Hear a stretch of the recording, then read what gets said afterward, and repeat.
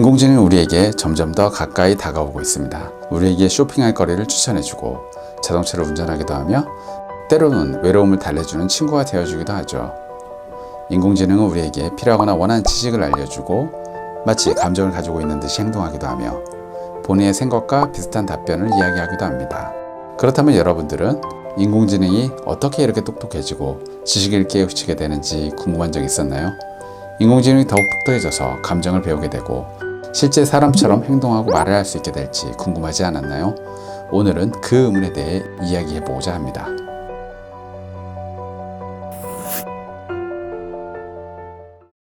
자, 과연 인공지능은 도대체 어떻게 똑똑해지는 걸까요? 우리처럼 학교를 다니는 것일까요? 아니면 책을 읽는 것일까요?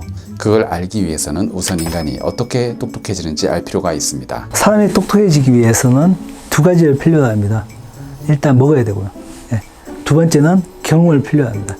경험해 누군가한테 그걸 전달받아서 교육받아서 인간은 그 상황에 대처할 수 있는 지능을 갖게 됩니다. 똑똑해집니다. 사람은 밥을 먹지만 인공지능은 데이터를 먹습니다. 데이터 안에는 경험을 형성하고 있는 조건과 그로 인한 어떤 결과를 담은 데이터를 인공지능이 학습해서 지식을 갖게 되고 똑똑해집니다. 인간은 경험을 토대로 지식을 얻게 되지만 인공지능은 그 경험의 데이터를 습득하게 됩니다. 만약 길을 걷다 돌부리에 걸려 넘어지게 되어 상처가 난 경험을 했다면 그 경험을 토대로 넘어지게 되면 상처가 나서 아프니 다음에는 돌부리를 피해가야겠다는 지식을 얻게 됩니다. 하지만 인공지능은 직접 넘어지는 것을 경험하기보다는 돌부리에 걸린다, 넘어진다, 상처가 난다, 안 좋은 결과 이러한 경험을 데이터로 토대로 돌부리를 피해가야 한다는 지식, 일종의 결과값을 얻게 됩니다. 좀 더 말씀드리면 인공지능이 더 똑똑한 인공지능이 되기 위해서는 더 양질의, 양도 풍부하고 다양하고 질도 우수한 데이터를 학습하면 학습할수록 지능이 발전합니다. 예를 들어 보겠습니다. 똑같은 인공지능을 탑재한 자율주행 차량 두 대가 있습니다.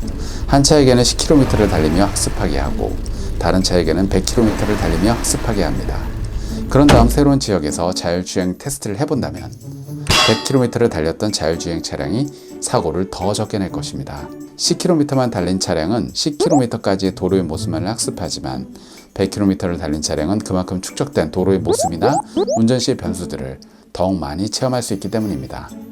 다른 예를 들어보자면 같은 인공지능 두 개에게 1번 인공지능에는 사과는 빨간색이라는 데이터만 학습시키고 2번 인공지능에는 사과는 빨간색, 둥근 형태, 나무 열매와 같은 더 자세한 데이터를 학습시킵니다.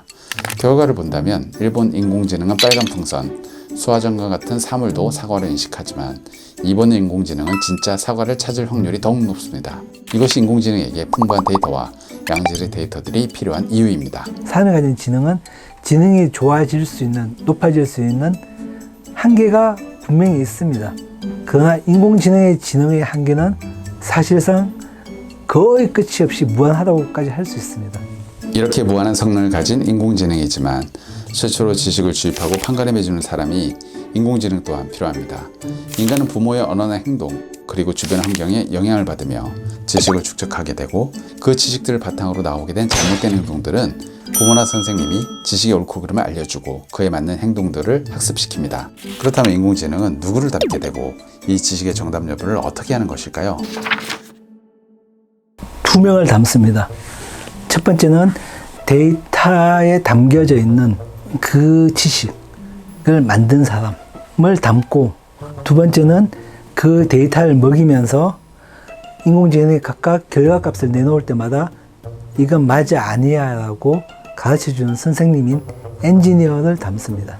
예를 들어서 의료 분야의 인공지능을 적용할 때 먼저 인공지능은 그 의료 데이터 안에는 의사들이 어떤 환자에 대한 상태를 기록한 데이터가 있고 그 데이터에 대해서 의사가 판단한 내용들이 들어가 있습니다. 어떤 상황의 상황에 대해서 의사가 어떻게 판단했는지에 대한 그 데이터를 인공지능이 학습을 하면 인공지능은 그 특정 상황에서 판단했던 의사의 그 판단 능력을 모방해서 배웁니다. 첫 번째 선생님이고요.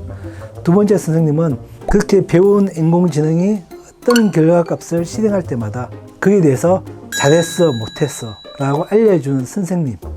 그 선생님을 또 담습니다. 이 과정에서는 엔지니어의 역할이 가장 중요합니다.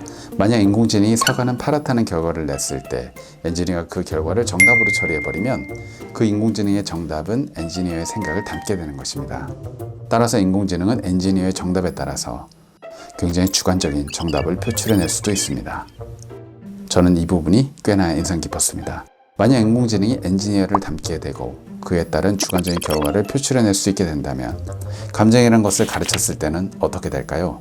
과연 인공지능에게 감정을 가르쳤을 때 그것을 이해하고 자신의 주관적인 생각을 표현할 수 있을까요? 인공지능 전문가들 사이에서도 이에 대해서는 의견이 갈립니다. 가능하다, 감정을 가질 수 있다라고 하는 분들도 계시고요. 오랜 시간을 요하겠지만 언젠가는 가능할 것이다 하는 분들도 있습니다. 또 반대로 아무리 시간이 흐른다고 하더라도 불가능하다라고 생각하는 분들도 있습니다. 저도 후자입니다. 인공지능은 감정을 가질 수 없다라고 보는 게 맞을 것 같습니다.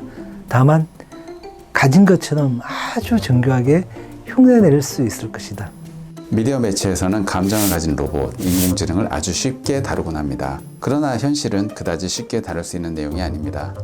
인공지능이 감정을 가지기 위해서는 먼저 사람의 감정에 대해서 자세히 알아야 하는데 우리의 기술로는 인간의 감정이 어떻게 생겨서 작동하는지 제대로 규명해내지 못하고 있기 때문입니다. 감정 중에서 아주 단순한 감정, 단순하게 구분될 수 있는 놀라움, 분노, 즐거움 이 정도의 분류는 알겠지만 뇌에서 어떤 부분이 어떻게 작동해서 하는지 알지만 우리 인간의 감정을 스스로 되돌아보면 스스로 생각해보면 얼마나 이 감정이 단적으로 지금 하나의 상태 아니야라고 할 수 없는 복잡하고 미묘하고 다단한 그 감정의 물결 흐름이 변화가 있지 않습니까?